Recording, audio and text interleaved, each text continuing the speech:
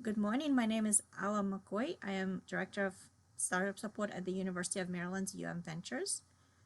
I would like to welcome everyone to our Startup Fundamentals workshop series. And today's session is focused on common founder mistakes led by Doug Humphrey.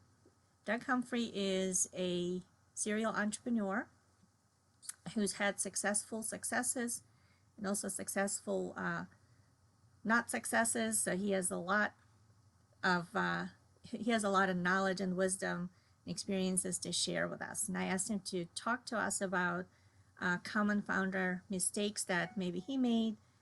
Also, if maybe something that he saw as an angel investor and a startup mentor.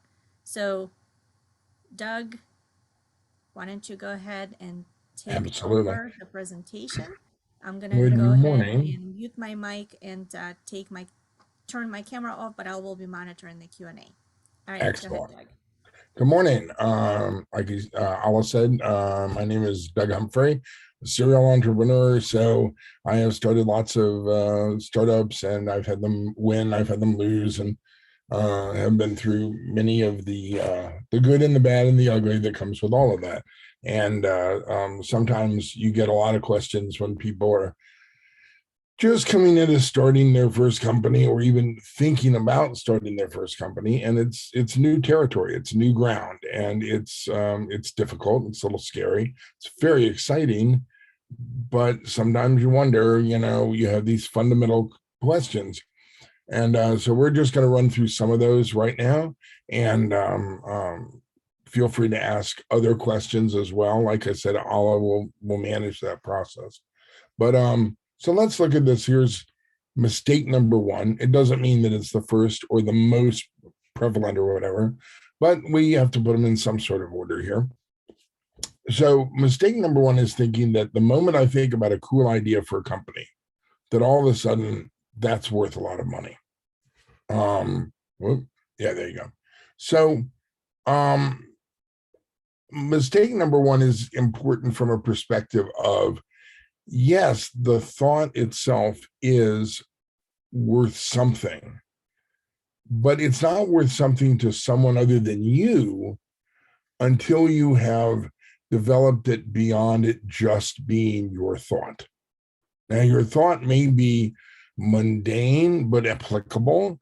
It could be brilliant and almost unreachable, but it doesn't have a value as long as it's just in your head. It really only has a value to you. Now, a lot of people say, but it could be big. And you're right. It could, well, you might be right. Maybe it could be big. And that means that it could be something that is worth a lot of money. But it's not worth a lot of money when it's just this thought in your skull. And I know that will sound very basic to some people. Some people are like, duh. Had to get my Billie Eilish, shot in there. But other people will think that it's the most important thing of all. And it's it kind of is, but it's not in any kind of tradable, sellable, marketable, moneyable monetary form. So as we go through here, you'll see other questions that kind of back this up. You have to do something with it for it to truly be suddenly worth a lot of money. The biggest problem here is probably the word suddenly. Very few things are suddenly worth a lot of money. Next slide. Here, I can do that, I think. There you go. So mistake number two, you had this thought in your head now, right? Mistake number one, right? You have this thought and you say, okay, well, let's get a company going, and it turns out I have my two friends here, my two people who I've picked out, who I found who have a good chance to contribute to building the company. Notice we've gone from an idea. In mistake number one, we had an idea. Now we have a company. Now we're talking about a company. And you see, a company is one of the ways that you monetize that idea, So we're getting out of mistake number one with this thing over here, now we can go make mistake number two. But the question really is, now we're going to do a company, we're going to form something, we're going to build something from that idea. And then, but the three of us will talk about later, who gets what part of what. Well, this is a mistake or a problem, and that you need to address this issue of who owns what or who owes what to the company in return for what sort of ownership in the company. You need to do this earlier rather than later. But the earlier you do it on very incomplete knowledge, right? Imperfect knowledge, because you don't know. The company has a very, very small past at this point, just two or three people doing some work. And it may have a big future, who knows?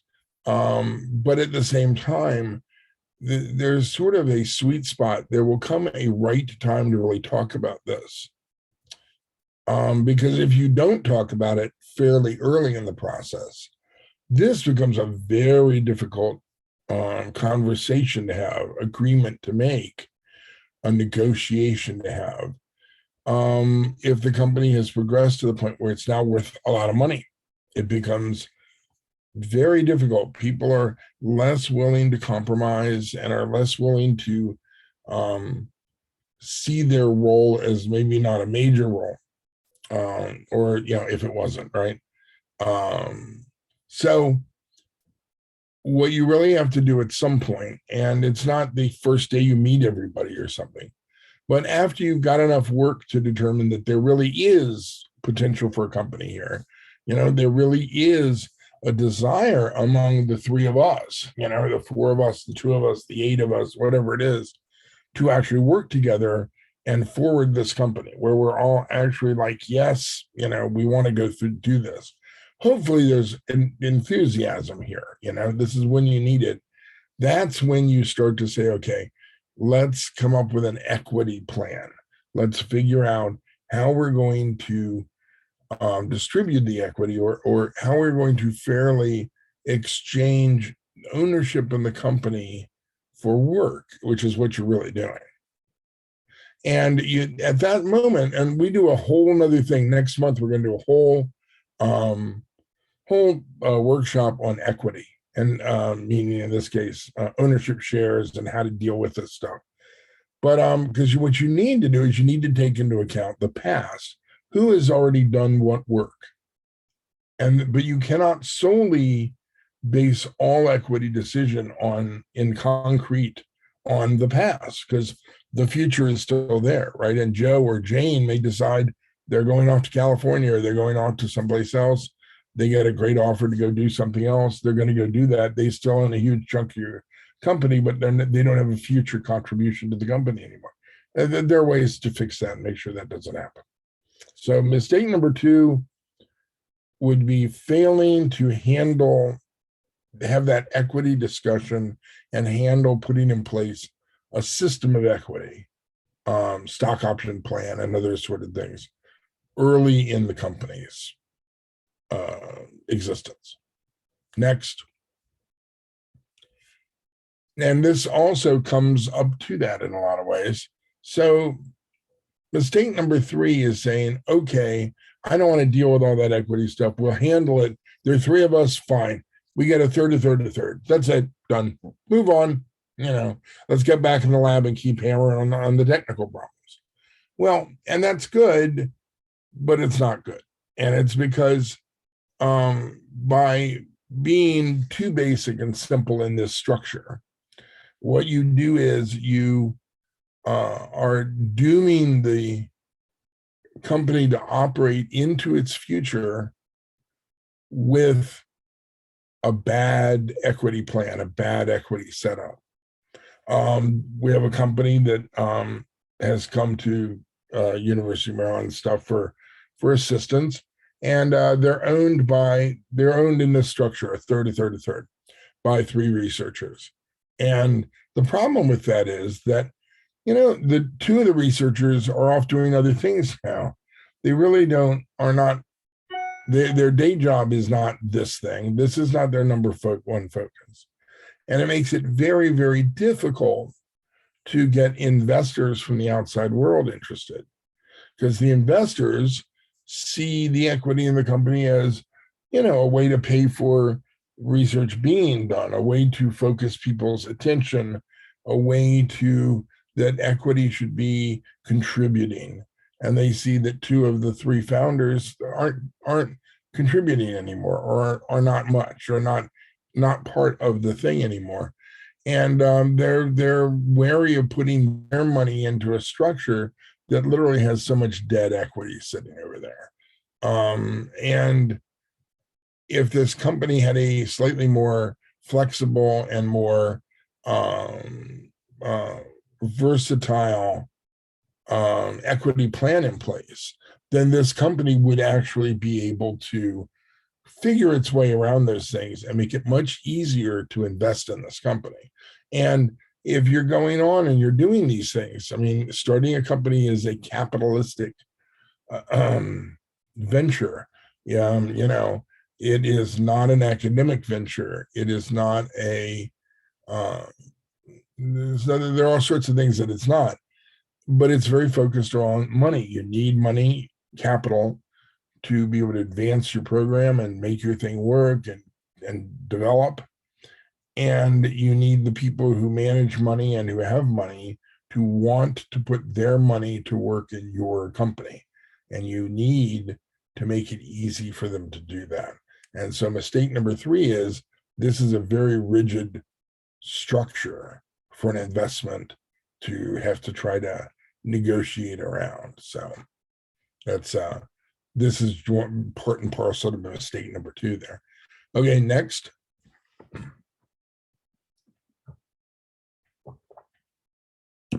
So why would I want to give away any ownership in my startup, right? It's my idea, or if it were a bunch of researchers, our idea, our invention, my research, our research.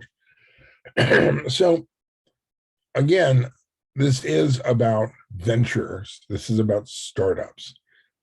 We are, by our nature, as we sit here at University of Maryland startups, right? We are about the interface between research and commercialism, research and capitalism, research and startup world. So when you stand there and you realize that going forward with a startup company, you're funding this not out of grants or like SIBRs or things like that, where the government says, well, there's a pool of money. Okay, step 1, there's a pool of money, and what you're trying to do is get your piece of, or a piece of the pool of money. It doesn't work that way in the startup world. There is no step 1, there's a pool of money. Yeah, it's step 1. There are people and organizations who have a lot of money, and then step 2, they're putting some of that money into a pool of money. So step 3, with the government, you're just asking for a chunk of the money. And with startup land, with individual venture capital funds, individual investors, angel investors, with private sources of equity, you're not just coming up to get your piece. You're coming up to convince them that you are the right place to invest some of that money, and in fact that you're a better place than all those other guys who are asking them to invest money, or at least a lot of them. You need to make the cut, and they are going, do we want to invest in this company that's getting built? And because of that, they have to look at a lot of factors. They have to do what's called due diligence. Due diligence is where they really, really care whether or not there's a success. And they have to look at, who are the people doing it? What is their background? How are they being compensated? What is the commitment of all of the individuals to having this be a success? What is the commitment of the company as a whole? They are joining you as partners. in that they are putting in money and they will be with you all the way to the end. And they will have a right to put more money in and more money in if you're raising more money. They can't force you to take money. But the point is that you don't just look at these guys as, we got that money. Okay, well, forget them now. These are your partners. You're going to see them in board meetings. You're going to see them in a lot of times when you may actually need help, and you're going to give them a call and say, have you ever seen this situation before? Help me navigate this.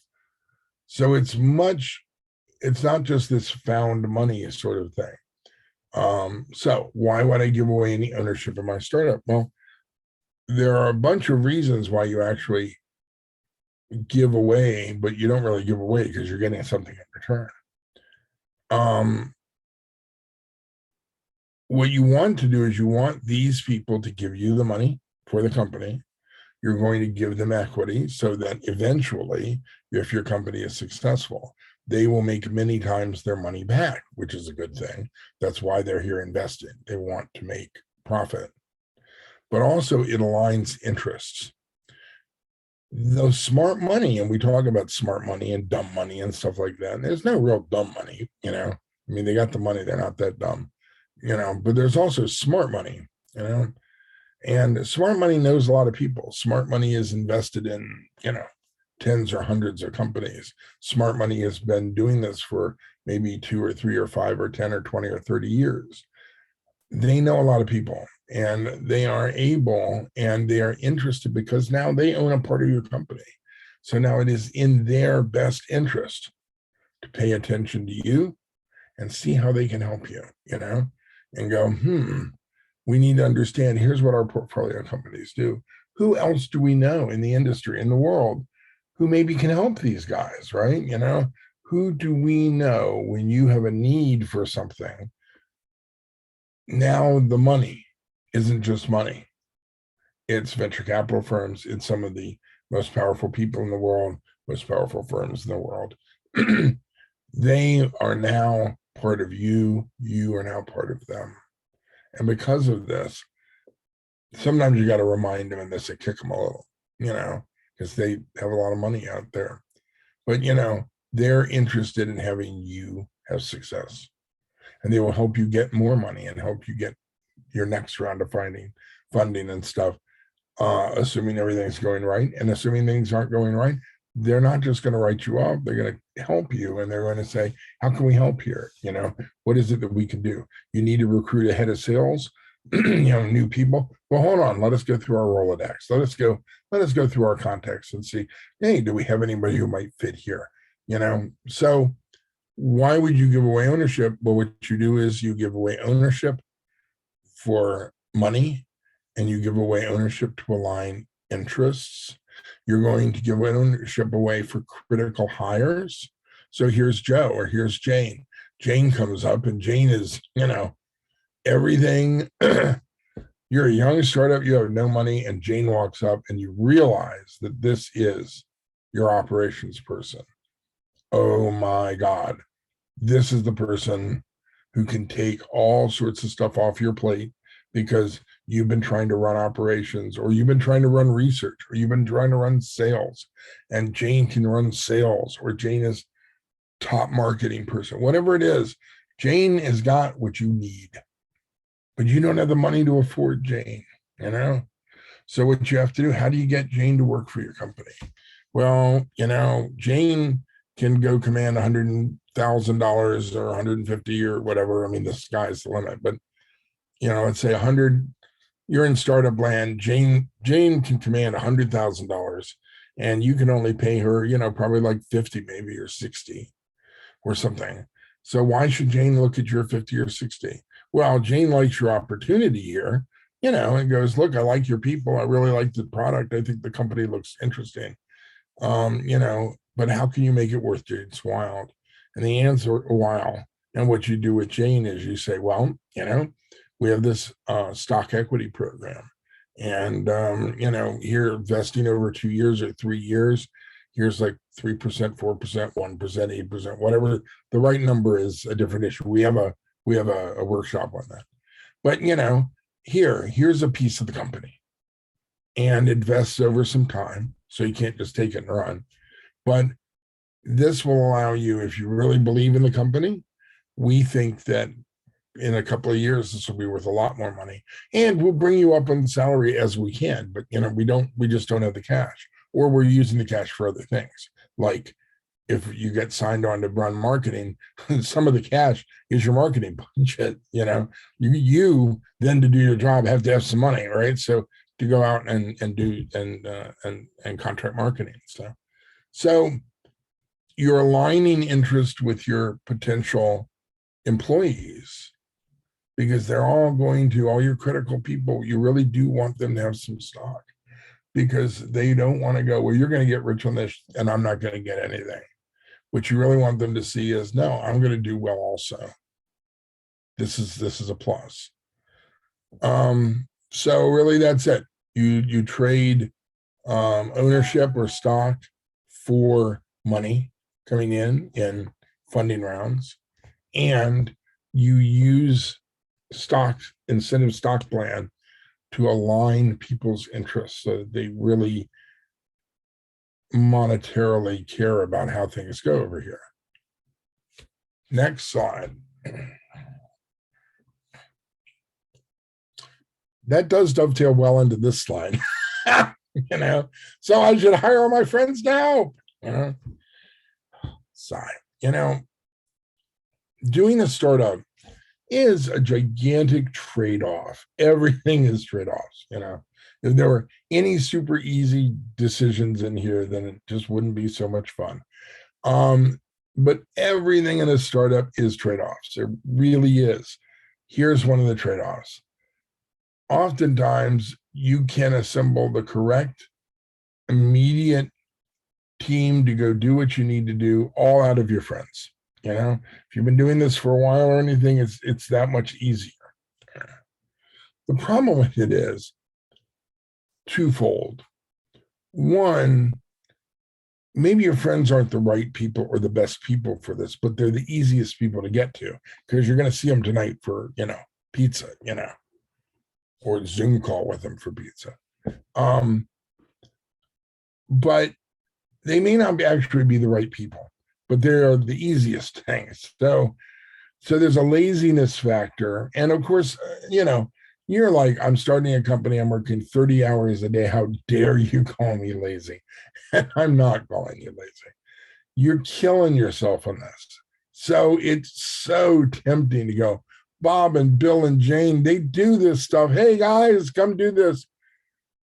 But you have to be a little more selective and careful in that, because whatever your decisions are, you have to live with these things, and that's when you get into the personal relationship problem. Your friends may change a little bit once they're your employees. Your relationship with your friends may change once they are not just your friends, they are your employees. As friends, they are not required to do what you tell them to do. As employees, they kind of are, and it may really wreck a good relationship. You may wreck a good friendship. They may not be able to perform as an employee in the company to the level that you would want them to be able to, or that you envision that they can perform, because that relationship thing may get in their way as well as get in your way. They may have to trouble adjusting to, oh, wow, Mark was my friend, but now I'm working for him. So that's a possible. And not to say that you shouldn't hire anyone who's your friend. Friends do have some advantages in that generally you have at least a bead on their loyalty. And sometimes having a few people in the company who have a personal loyalty to you is useful as a founder.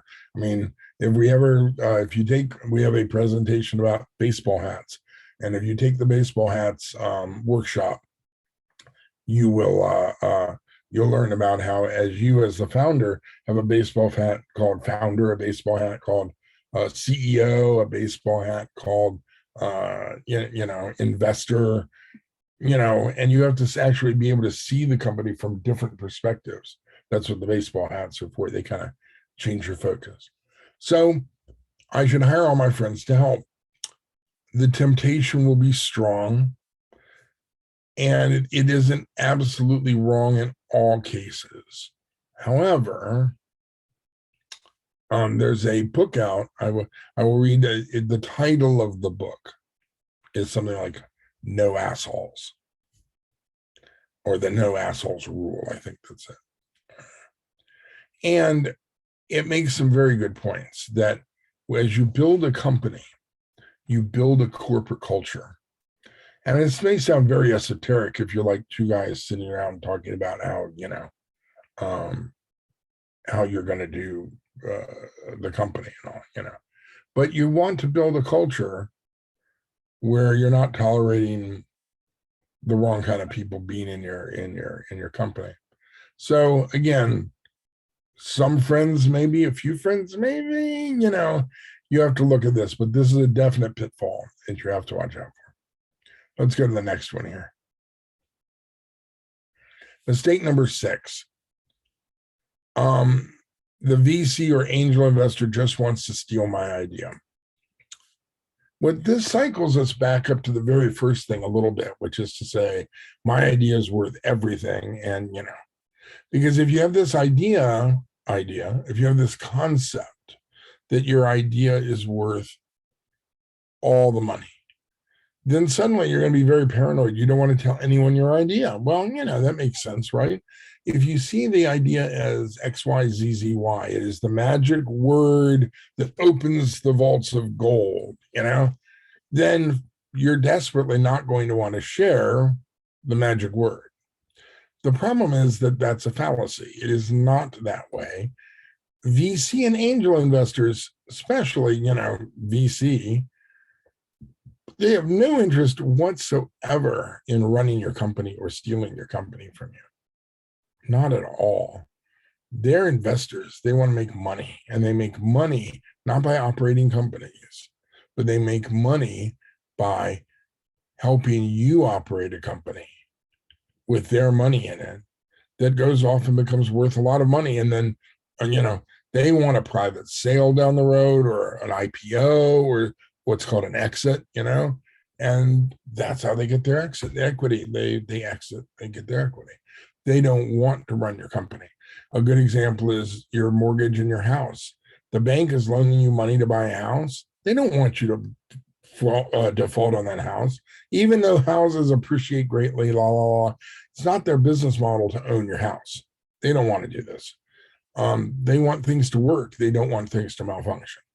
So all of that said, it's truthful or it's a good idea for you to vet, to do your due diligence. And when we're talking about, the investor is always doing wants to do due diligence into you and your idea, your team, what your idea of the marketplace is for what you're going to build. You should do some due diligence into venture capital firm or an angel investor who is interested in hearing all about your stuff.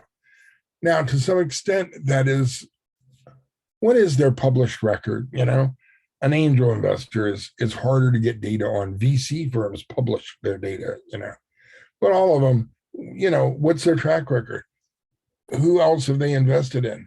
If if they're coming to you through the University of Maryland, it would be fair to ask all of us, hey, what do you guys know about these guys? Or this angel investor.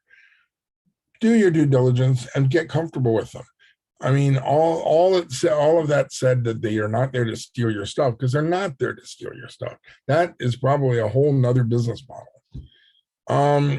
But you do want to do your due diligence to make sure that you would be comfortable with these people investing in your firm.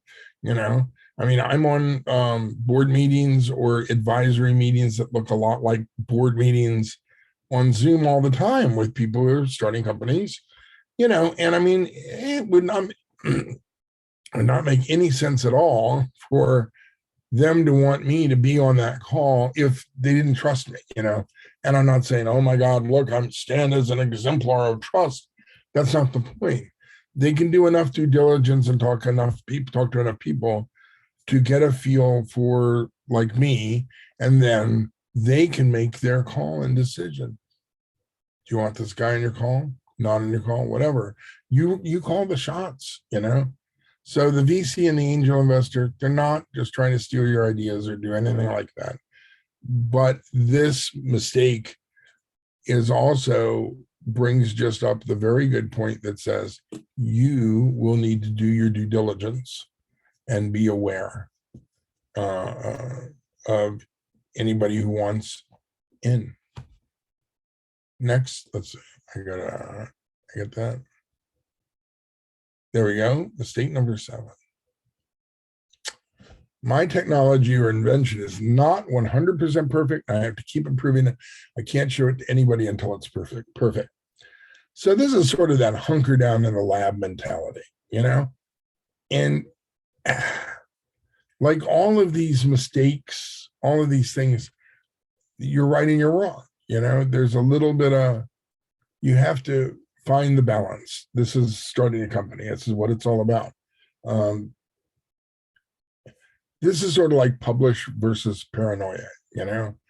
In an academic world, you're being very, very open and you're revealing much to everybody, because one of the ways that you're actually measured, both by your institution, but also more broadly, is by publishing. I mean, you know, if nobody ever hears about your stuff, then is your stuff any good?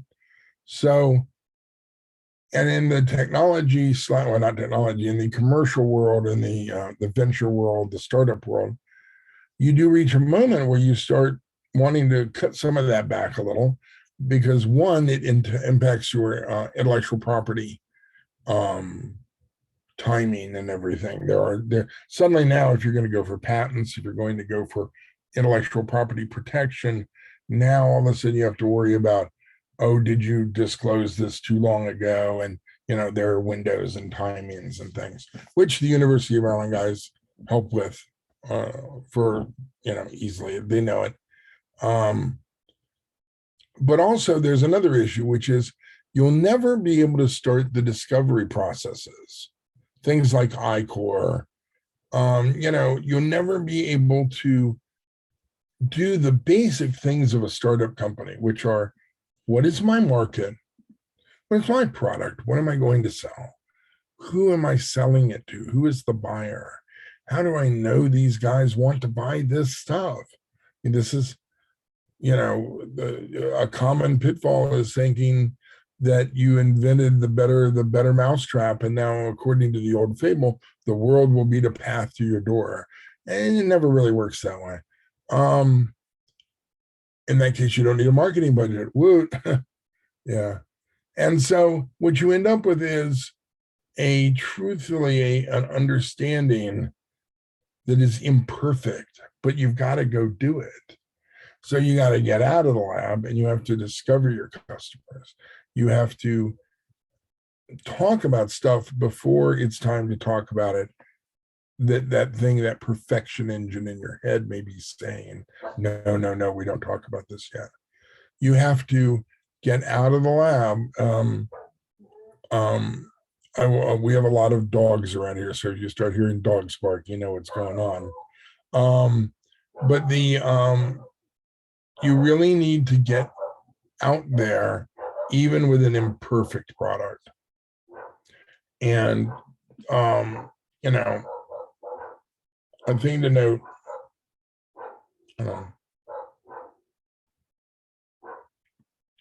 Yeah, I mean, I don't have anything else to add here, but don't get buried in the laboratory. You got to come out. Next. Here we go. Everyone will want to buy and use my product or service. You can go all the way back to the first one where you say, I've had this idea and it's worth a fortune.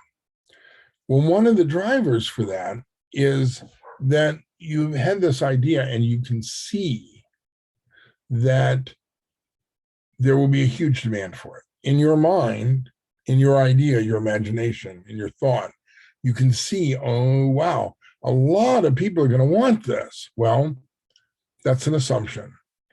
And that assumption often drives the whole first mistake thing of saying, I have an idea and the idea is worth a fortune. Well, there's a huge road between the idea and all these people, everyone who's going to want your product and service. Now, the reality, of course, is it won't be everyone who wants your service, because in fact, there are very few things that everyone actually wants. It's a very small number of things. There's a large number of people, very broad interest. So there's the good news is their odds are that even for an unusual product, there'll be a lot of people who actually do want it. But the odds are also that there will be no such thing as the grand slam home run ball product that every single person must have. Cell phones are pretty much there, but if you're going to invent a better cell phone, that's not actually everyone's going to want this. A lot of people are very happy with their current cell phones, right? And if you're going to invent a new thing that isn't a cell phone and everyone will want, well, that could be really, really cool, but the odds of it are moderately low. So everyone will want to buy and use my product or service needs to be proven out. You can't make that assumption, and you can't make that assumption in valuing your company. See, I have something and nothing on paper. It's just a thought. Everyone will want it. This is worth billions of dollars. Well, it's great, but it's not true. You need to quantify, and you need to have discovery, and you need to figure out what are the markets, who are the customers, who is actually going to write a check for or pay for this. Or even if they're giving it away, like Facebook or something, who is the customer then? Because if someone's getting something for nothing, they're not the customer. I'm not the customer of Facebook. The advertiser on Facebook who is paying them money to be able to get properly placed ads in front of me, that's the customer. I'm part of the product. Not always a happy part of the product, but part of the product. So, the driver here is that you have to prove out your markets. You have to prove out your customer. You have to prove out a monetary system. You have to say, look, how do we monetize this? Facebook, I'm sure, or anybody else who gives stuff away for free is like, well, we'll give it away for free. Everybody will take it. Well, step one, not everybody will take it, even if it's free. And step two, how do you turn free into money? Okay, you got to go monetize this and come out with a system for that, etc. Let's go to the next. Oh, we have run out of mistakes. Now, I want to say it would be a mistake to think that we had truly run out of mistakes. There are probably about 75 million other mistakes. But do anybody have any questions or want to bring up, any mistakes you want to talk about?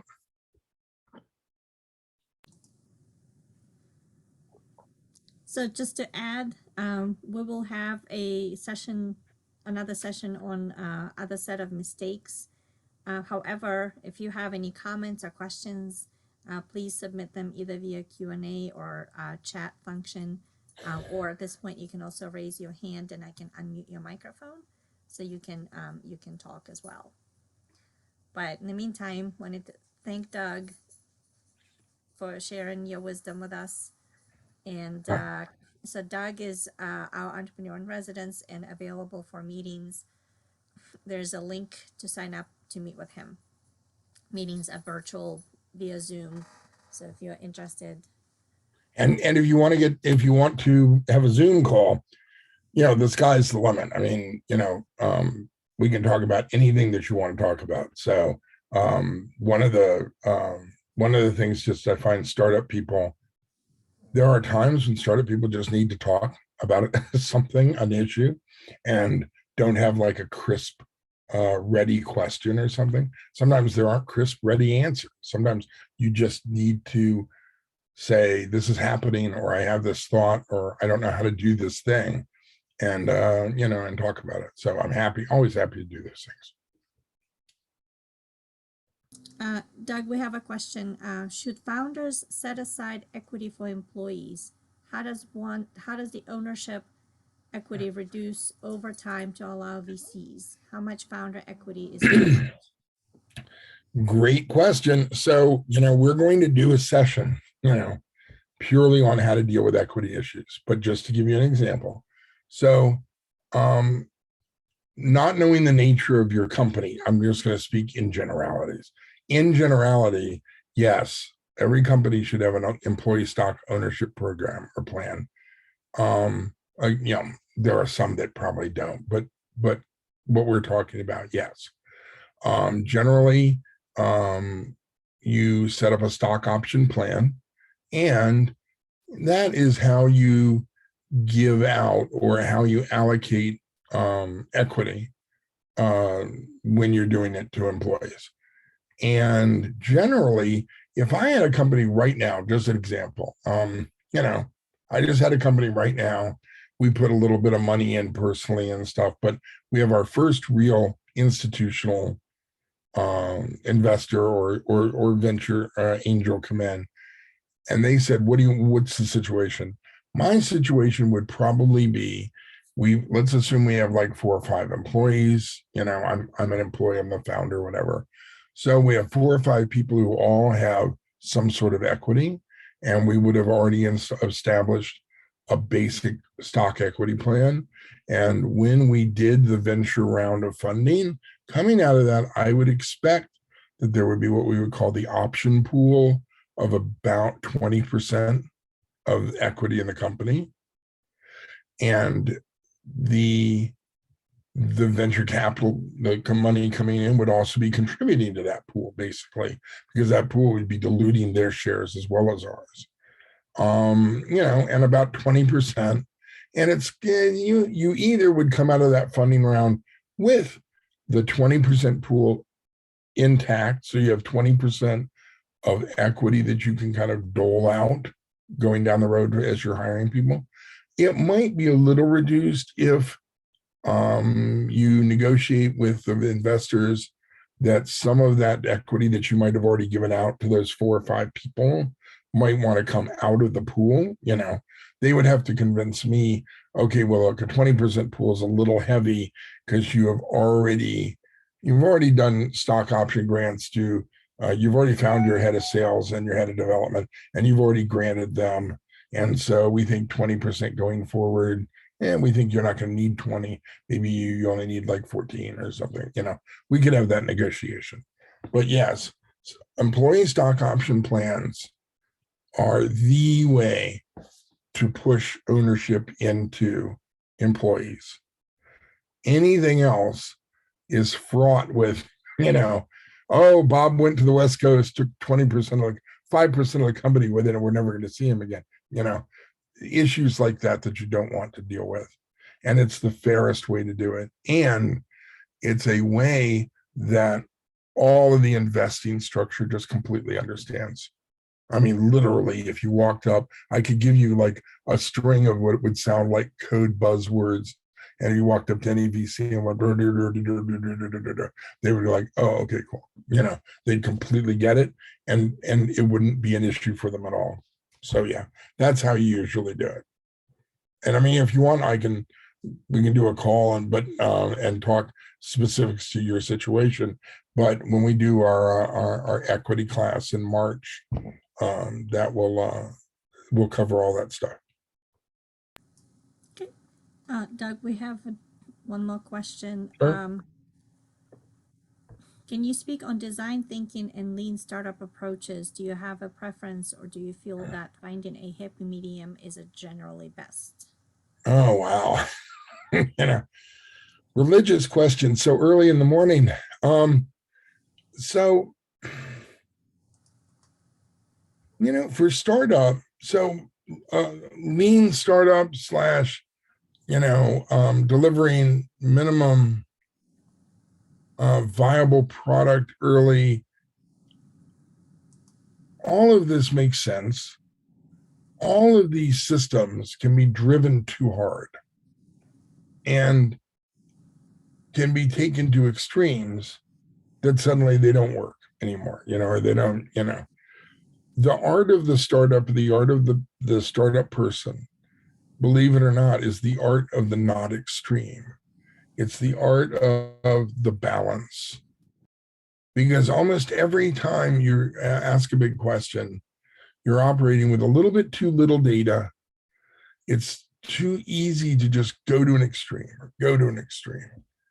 And doing that out of sort of like intellectual laziness or out of avoiding risk, right? Avoiding the uncomfortableness of risk. One of the things about starting a company is that you have to get comfortable with being uncomfortable. I know that sounds well, but that's perfect. Actually, that is what it is. You have to be uncomfortable. You're going to find yourself in uncomfortable situations that do not easily resolve. So you have to hold this uncomfortable position for a long time, and you need to get to be okay with it, good at it, even. So you have to look at all of these kind of philosophies of startup, if you will. And it's very popular to publish a philosophy of startup. And it's a very good thing, actually, to be able to read them all. You need to, get a few books. You need to sit down and do this only because you need to understand them to the point where you are equally uncomfortable with them. Because none of them are going to like solve your problem instantly. Wow, we're going to do that. Boom, done. Oh, let's go to the book and see what it says. Eventually, pretty quickly, you'll start to realize that these are general rules and generalisms. They may not apply to all startups. It may not apply to all fields or market conditions or et cetera, et cetera, et cetera. I mean, there are some basic rules. You take money when you can get money. I had a company a while back, that everybody wanted to invest in, and we took a pretty good chunk of money as investing money. And I had several people, are like, well, dude, you could have, your company is always worth more later, right? So if somebody says, I'll give you $10 million now, invest $10 million, or I'll invest 20. Well, odds are good you're leaving a lot of money on the table and hurting everybody by taking the 20 now. If you could take the 10 now and then wait a year when you're valued much more and take another 10, right? But that assumes that a year from now, that other 10 is still there to be taken. And that is a dangerous assumption. Might be, might not be. And so you sort of balance, you take a little more maybe because you're a little more uncertain about what's going on. Or, and again, these are generalizations, but I hope that helps. What if you see a general system put forward, read it and learn about it, take the good of it, but realize that maybe not everything in there really applies to your situation, and not everything in there is stuff that you need to do. I hope that helped. Thank you, Doug. Thank you. So I don't see any more questions. I wanted to let everybody know that we have additional workshops coming up. You can go to this URL and sign up. There's a fantastic workshop next week. I highly recommend. It's on how to sell almost everything, taught by Oliver Schlake, who is an entrepreneur, serial entrepreneur turned academic. So he is a professor at the business school at the University of Maryland teaching entrepreneurship now. And he is just really good, and it's a very interesting topic that I highly recommend that you sign up. We also have a series on intellectual property that is very interesting, and many other workshops coming up. And we have another one coming up in March on why not to be a CEO. Why would you not want to be a CEO? It's done by a great serial entrepreneur. And of course, Doug will be back in March to talk to us about about the mechanics and the philosophy behind how to divide equity in a company among the co-founders and the new employees and such. So Yeah. please sign up for these workshops. They're free. They're done virtually, so it's easy to attend. And most of them, not all, but most of them are also recorded and posted on our Startup UMD YouTube channel. The intellectual property ones are not posted there, so if you want to learn, then please attend the live ones, but most of the other ones will be posted there. So thank you to everybody who attended, and thank you for sticking to the end of the workshop with us. And thank you, Doug, very much for sharing your knowledge with us. And again, those who wish to talk to Doug one-on-one, you can sign up with him here. Thanks, guys. All right. Thank you, Doug.